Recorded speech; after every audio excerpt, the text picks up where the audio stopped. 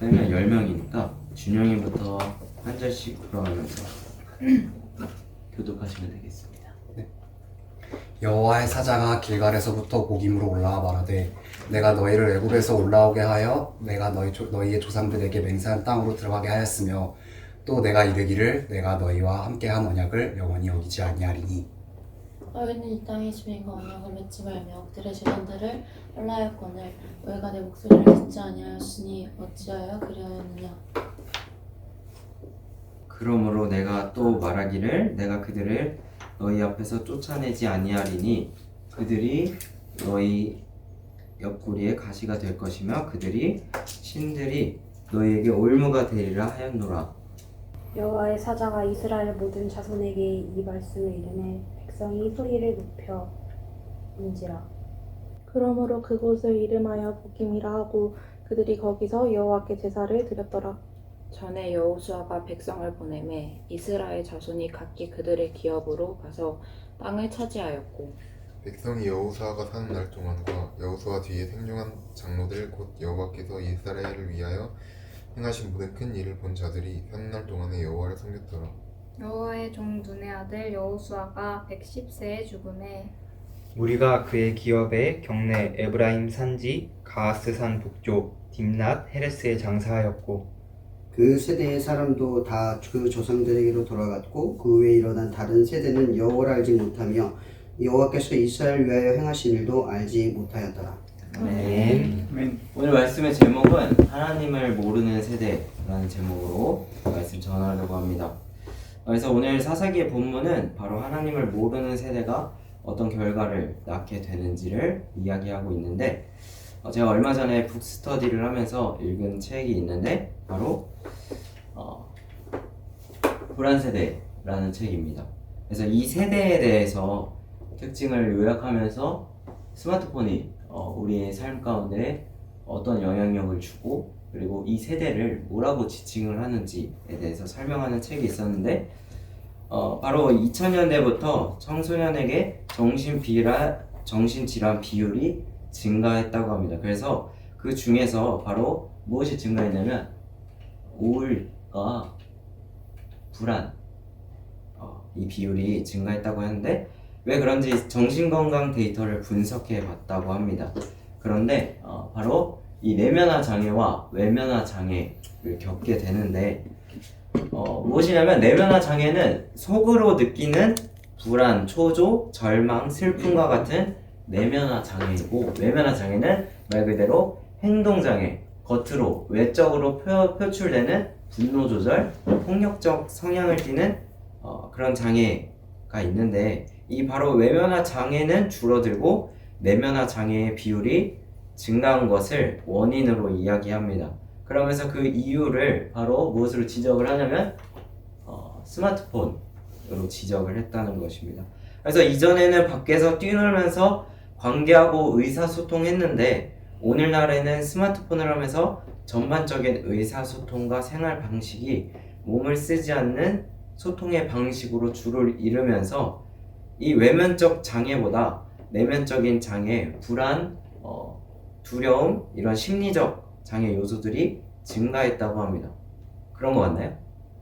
네, 완전히요. 네. 그러면서 2000년대 이전 세대와 현실 세대, 그러니까 지금 2000년 이후 가상 세대의 특징을 이야기하는데 바로 첫 번째입니다. 체화된 방식으로 일어났다는 겁니다. 이 말은 무엇이냐면 쉽게 말해서 2000년 이전의 현실 세대에서는 의사소통을 할 때 남의 몸을 의식하고 의식적으로나 무의식적으로나 남의 눈치나 남의 몸의 반응을 보면서 의사소통을 해왔는데 가상세대는 몸이 필요 없고 오직 언어만 필요하다는 것입니다. 그것이 바로 비체화된 방식이며 파트너는 사람뿐만이 아니라 인공지능이 될 수도 있고 이미 그렇게 진행이 되고 있다고 합니다. 두 번째 특징은 동기화된 방식으로 일어난다고 합니다. 쉽게 말해서 동기화된 것이 무엇이냐면 서로가 동시적으로 의사소통을 하면서 연결된 상태를 이야기하는데 현실 세대에서는 서로가 만나면서 동시적으로 그 상호작용이 일어났다고 합니다. 그러나 지금의 가상세대는 비동기화 방식으로 일어나며 그 정도가 매우 심한데, 왜냐면 온라인상으로는 텍스트 기반의 게시글과 댓글을 통해서 또한 반응을 통해서 의사소통이 이루어지기 때문이라는 것입니다. 그러면서 마지막으로 이 특징을 이야기하는데, 바로 진입 퇴출 장벽이 높은 공동체에서 일어나는 것과 그 장벽이 낮은 공동체에서 일어난다는 겁니다. 현실 세계에서는 이 공동체에 대해서 굉장히 사람을 사귀고 관계를 이어나가는 데서 노력하고, 그 끊어지는 거에서 엄청난 두려움과 노력, 그리고 다시 회복하기 위한 것들을 계속해서 노력했는데, 현실 세대에서는 그냥 기분이 나쁘면 상대를 차단하거나 관계를 끊을 수 있다고 합니다. 왜냐면 온라인상으로 이어지고 있고, 그 관계들이 보통 익명성이나 비공개 그런 방식으로 이루어지기 때문에 현 세대에서는, 가상 세대에서는 그 공동체를 오래 지속하지 못하는 경향이 있으며, 관계는 보통 일회성에 그치는 경우가 많다고 합니다. 그래서 2000년 이전의 세대들은 직접 대화를 주고받고 상대방의 눈치를 보면서 관계를 관리하는 법과 소중한 관계를 유지하기 위해 처신하는 법, 감정을 다스리는 법을 배웠지만, 가상세대에서는 실명을 사용할 필요가 없고 버튼을 클릭하는 것만으로 관계를 끊을 수 있는 네트워크에서 자란 아동들, 그리고 이 세대들은 그런 기술이 필요 없고 그런 기술을 경험하지 못했다라는 것이죠. 결론적으로 이 세대별로 특징이 있겠지만 디지털 세대는 종합해 보자면 바로 관계와 의사소통을 할 때, 일을 하거나 할 때 필요한 바로 무엇이냐면 몰입이 부족하다는 것입니다.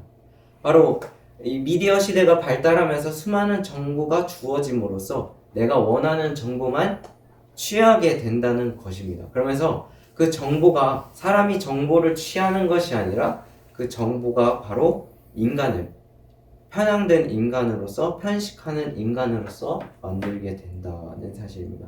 그러면서 바로 가상세대 인간에게는 바로 이 몰입성이 떨어지는데, 바로 정보를 찾고 무언가를 이루기 위한 노력의 몰입이 없다고 합니다. 왜냐면 정보에 대해 편식하고 내가 그것에 쉽게 찾을 수 있는 편리함을 누리다 보니까 복잡하고 비효율적인 것에 대한 거부감을 가진다는 것입니다. 그래서 이 정보를 찾고 무언가를 이루고 관계를 계속해서 지속하고 노력하기 위한 이 몰입들이 사라졌다고 합니다. 그렇게 이 불안 세대는 가상세대의 이 특징을 정리하는데, 저는 이러한 몰입이 사라졌을 때 바로 이 신앙적으로 가상세대가 어떤 문제점을 야기하는가, 바로 불순종과 타협이 이어진다고 바라봤습니다. 그러면 왜 계속해서 이 디지털 세대의 특징을 간략하게 살펴보았을까요? 오늘 사사기는 내가 살아가고 있는 시대 가운데에 요구되고 경계되어야 될 것들을 바로잡지 못했기 때문에 하나님 앞에 불순종하고 하나님을 모르는 세대의 모습을 보여주고 있기 때문입니다. 그러니 오늘날 우리도 이 세대에 가장 깊이 자리 잡고 있는 것이 바로 미디어라는 것이죠. 그러면서 우리에게 어떤 것을 야기하는지, 그리고 우리가 그것들을 단순히 받아들이고 아무 생각 없이 그 미디어를 활용하는 것이 아니라 이것들이 어떻게 신앙적으로 경계해서 하나님 앞에 우리가 더욱더 순종함으로 나아갈 것인지가 중요하다라는 것입니다. 그래서 오늘 말씀의 사사기 배경은 어떻게 진행이 되었냐면, 바로 그 선조들은 이집트에 종살이를 하던 이스라엘 백성들이었습니다. 그러면서 하나님의 구원으로 인해서 출애굽을 하게 되죠. 그리고 또 어떤 고난들을 계속해서 만나게 됩니다. 홍해를 만나게 되기도 하고, 또 그 가운데서 홍해가 갈라지는 기적을 경험하게 되고, 또 아무것도 없는 광야 가운데에 그들은 굶주릴 수밖에 없어서 그 굶주림 속에서 하나님 앞에 식량을 구해야 했습니다. 그래서 이 선조들은 하나님 없이는 살 수 없었던 그런 인생을 살아왔었다는 겁니다. 하나님의 말씀을 묵상하고 하나님의 약속을 신뢰하지 않는다면 당장의 내일이 없는 삶, 그 다음을 기대할 수 없는 그런 삶을 살아갔다는 것입니다. 그래서 하나님께서 아브라함에게 내가 내게 보여줄 그 땅으로 가라. 그래서 그 보여주신 가나안 땅에 고생과 고생 끝에 결국 도착해서 그리고 그 이후의 생활의 전반부 그리고 후반부까지의 생활 모습들을 보여줍니다. 그런데 이 사사기에서 어떤 이스라엘 백성의 모습을 보여주냐면 막상 그 고생 끝에 이 가나안 땅에 도착했지만 그 생활 가운데 점점 순종하지 못하고 타협하는 이스라엘 백성의 모습을 보여준다는 것이죠. 우리가 말씀을 다시 한번 보면서 그 모습들을 다시 한번 봤으면 좋겠습니다. 1절부터 봤으면 좋겠는데 바로 이 말씀은 무엇이냐면 내가 너희를 이집트에서 끌어내었고 그 출애굽의 구원을 말씀하셨 겁니다. 그리고 이 땅 바로 가나안으로 들어오게 하신 분이 바로 하나님이라는 분을 이야기하고 있는 것입니다. 그러면서 가나안 땅에 들어오면서 이 땅 주민들 말씀하셨던 것이 있는데 바로 가나안 주민들과 언약을 맺지 말라, 같이 생활하지 말라라고 이렇게 이야기하셨습니다. 왜요? 가나안 백성들은 정결하지 못한 문화와 우상들이 있었기 때문에 그것이 자칫하면 이스라엘 백성들에게 옮겨질 수 있었기 때문입니다. 그래서 그것들을 옮겨지지 않도록 하기 위해서 가나안 백성들을 내보내라 라고 이야기합니다. 그러나 사사기 1장에 보면은 그 후반부에는 가나안 백성들을 쫓아내지 못한 이스라엘 백성들의 모습이 보입니다. 그리고 노역을 시켰다라고 나옵니다. 애국과 광야에서와 달리 가나안에서 땅의 안정감은 바로 그 편안함은 이스라엘 백성들에게 하나님이 명령하셨지만 이 정도는 괜찮지 않을까, 노역을 시키면 이 정도까지는 괜찮지 않을까라는 그 안일함과 타협이 결국 하나님의 말에 순종하지 않았다는 겁니다. 그래서 3절에는 너희가 남겨둔 그 일은 결국 너희를 찌르는 가시가 되고 너에게 올무가 될 것이다 라고 이야기합니다. 그러니까 그 작은 안일함과 편함으로써 내보내지 않았던 행동들이 결국 너희에게 너희를 찌르는 가시와 같은 존재가 될 것이고 너희의 발목을 잡는 올무가 되겠다라는 것이죠.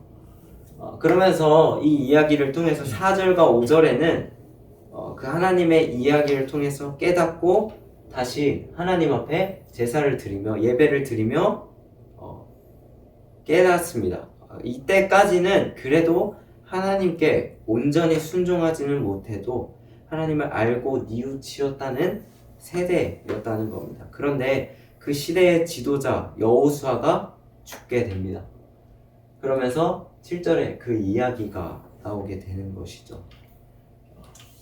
그러면서 여호수아, 그 가나안 땅에 들어간 지도자의 여호수아가 죽고 10절에는 오늘 가장 중요한 말씀이 10절에 어떻게 나오냐면 그 세대 사람도 다 그 조상들에게 돌아갔고 그 후에 일어난 다른 세대는 여호와를 알지 못하며 여호와께서 이스라엘을 위하여 행하신 일도 알지 못하였다라는 겁니다. 이제 그 세대들이 다 죽고 새로운 세대가 일어났는데 이제는 하나님을 반만이라도 알고 또 하나님의 말씀에 깨우치는 것이 아니라 이제는 하나님의 말씀을 모르고 하나님을 알지 못하는 그런 이스라엘 백성들이 되었다라는 것입니다. 이 말인 즉슨 뭐예요? 가나안의 이스라엘 백성들을 누가 보내셨습니까? 누가 보냈죠? 하나님이 보냈죠. 그런데 이들은 자기가 있는 땅에 누구로 인해서 이곳에 왔고 여기에 왜 왔는지 모르는 사람들이 된 겁니다. 바로 그 경고했던 것들처럼 죄악 가운데 빠진 이스라엘에 대한 자손들의 이야기로 이 사사기는 계속해서 풀어나가게 됩니다. 왜 이렇게 됐을까요? 바로 애굽에서도 광야에서도 가나안 땅을 들어서고 정착하기까지 동일하게 이스라엘 백성에게 주어진 것이 무엇이었을까요? 바로 하나님이 우리를 구원하시고 인도자 되신다는 것을 믿는 것이었습니다. 그것은 오늘 읽었던 창세기 2장에서도 우리가 알 수 있었다는 것이죠. 자신들은 계속해서 종살이를 하고 떠돌이 생활을 하면서 굶주렸기 때문에 아마 이 부모 세대들은 내 자식만큼은 이제서야 가나안 땅에 들어왔는데 조금은 괜찮지 않을까, 내 자식은 조금은 편하게 배불렀으면 좋겠는 마음, 약속의 땅에 이뤘으니 조금 편했으면 좋지 않을까 라는 그 마음이 들지 않았을까요? 또한 이 세대를 살아가는 현 세대 또한 약속의 땅에 이뤘으니 점점 그 편리함이 죄악의 삶에 들어서게 된 것이라고 생각을 합니다. 그러면서 결국 이 죄악 가운데 빠지게 된 것은 내가 살아가고 있는 시대 가운데에 경계해야 될 것들을 바로잡지 못했기 때문이라는 것입니다. 그렇다면 다시 한번 질문을 던져봤을 때 오늘 우리 세대가 가장 경계해야 될 것이 무엇일까요? 아까 그 책은 디지털 사회라고 했지만 또 수많은 것들이 있을 것입니다. 그러면서 이 디지털 사회가 바로 경계해야 될 것은 무엇이냐면 편리성이 주는 타협과 불순종이라는 것입니다. 이제는 수많은 걸음을 하지 않아도 휴대폰을 통해서 예배를 드릴 수 있게 됐습니다. 내가 원하고 먹고 싶은 것들을 손가락 한번 클릭하면 되는 노력하는 수고를 더는 세대가 되었습니다. 그러나 이 편리함이 주는 안일함이 우리를 하나님으로부터 멀어지게 하지 않는지 고민해야 된다라는 것입니다. 우리가 사용할 수 있는 미디어, 스마트폰을 통해서 하나님을 더 찾고 예배할 수 있음에도 찾지 않고 내가 노는 것을 위해서, 내가 부자 되기 위해서, 내가 미래를 위해서 우리의 시간을 아까워하지 않으면서 하나님을 위해서 내는 이 시간들을 아까워하거나 이 정도는 괜찮겠지 하는 마음으로 넘어간다면 이스라엘 백성들이 가나안 백성을 내몰지 않고 함께 지내어 우상이 틈탄 것처럼 우리가 그 누린 편리함과 타협의 결과는 결국 하나님을 따르지 않는 불순종의 결과로 이어진다라는 것입니다. 하나님의 계획하신 길에는 내가 생각한 대로만 흘러가지 않기 때문입니다. 때로는 불합리해 보이기도 하고 이해되지 않는 길을 가라고 하실 때가 많습니다. 그것들을 인내하고 순종하고 우리는 걸어가야 될 줄 믿습니다. 그러나 그것은 바로 한 번에 되지 않습니다. 계속해서 노력해서 쌓아가야 하는 그런 것에 있습니다. 저는 이 순간 여러분들과 함께 예배를 드리는 것이 참 감사하고 행복합니다. 여러분도 그러신가요? 아멘. 그리고 이 스쿨처치 사역하는 것도 참 감사해요. 저희가 이렇게 여행을 와서 이렇게 누리고 예배 드릴 수 있고 교제할 수 있다는 것에 참 감사합니다. 물론 스쿨처치 사역이 힘들긴 합니다. 왜냐하면 스쿨처치 사역이 늘 안정되지 못하거든요. 재정적으로나 사역적으로 예배 장소가 매번 바뀌는 것을 경험했을 것입니다. 그리고 예배를 섬기는 이들도 매번 컨택하고 바뀌고 구해야 합니다. 그것들이 우리가 사역을 하면서 쌓여지는 것들이 아니라 구해야 하기 때문에 이 사역들은 계속해서 구해야 하는 사역들을 하는 겁니다. 그러나 저는 이 사역이 왜 감사하고 왜 기쁜지 설명하자면 바로 인간적으로는 힘들고 수고가 많을지 몰라도 그럴수록 출애굽에서와 같이 광야에서와 같이 하나님께 우리가 더 구할 수 있는 모습으로 나아갈 수 있기 때문이라는 것입니다. 이것은 마치 스쿨처치 사역을 감당하고 있는 청년들 뿐만이 아니라 기도 모임을 진행한 여러분들도 이러한 사역들을 하면서 많이 경험하고 느꼈기 때문에 공감될 것 같습니다. 우리가 그 덕분에 나의 영역을 내려놓고 나의 주장을 하는 것이 아니라 하나님을 의지할 것이 더 많다는 것을 깨닫게 된다는 것입니다. 그러면서 여러분들도 느꼈겠지만 하나님이 인도하시는 행복감은 그 어떤 것과도 비교할 수 없다는 것입니다. 이제 청년의 길을 걸어가실 여러분, 세상에 첫걸음할 때 수많은 것들이 우리를 유혹할 것입니다. 그러나 오늘 사사기 말씀을 통해서 강조하는 것은 시대와 상황이 바뀌어도 다시금 계속해서 강조하는 것은 바로 하나님을 기억하고 순종하라입니다. 나의 기준은 다른 것이 아니라 하나님이 되시고 나의 삶은 하나님이 계획하신다는 사실을 잊지 마시기 바랍니다. 이 말씀을 읽고 마쳤으면 좋겠습니다. 바로 사사기 21장 25절입니다. 사사기 후반에는 이렇게 됩니다. 같이 읽도록 하겠습니다. 그때 이스라엘의 왕이 없으므로 사람이 각기 자기의 수견에 오른 대로 행하였더라. 사사기의 끝에는 이스라엘의 왕이 없고 자기의 뜻대로 살아가는 삶을 살았습니다. 이것이 바로 하나님의 그 언약 가운데, 하나님의 말씀 가운데에 순종하지 못한 결과라는 것입니다. 질문을 하나 마지막으로 드리고 싶습니다. 여러분은 하나님을 아는 세대가 되고 싶습니까? 하나님을 모르는 세대가 되고 싶습니까?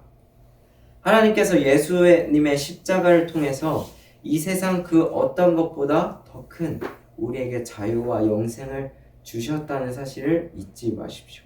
그리고 그 복을 온전히 누리고 살아가는 여러분들이 되시길 바랍니다. 하나님을 아는 세대가 되어서 이 시대의 관습과 문화를 따라가는 것이 아니라 우리의 삶의 주인 되시고 왕 되신 하나님의 기준으로 살아가는 여러분들이 되시기를 바랍니다. 목사님, 이어서